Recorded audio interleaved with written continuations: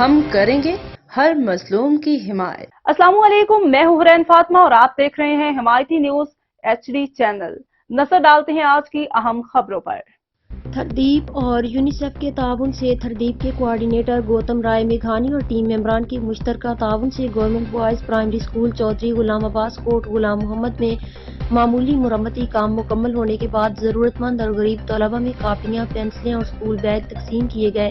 Chairman ممتاز علی، استاد الطاف حسین اور شیر نودانی نے کہا کہ اس عمل سے طلبہ میں پڑھائی میں زیادہ دلچسپی اور آگے بڑھنے کا حوصلہ پیدا ہوتا ہے۔ اس عمل سے طلبہ کے اندراج میں بھی اضافہ ہو رہا ہے۔ طلبہ کو کاپیاں اور بیگ دیے گئے۔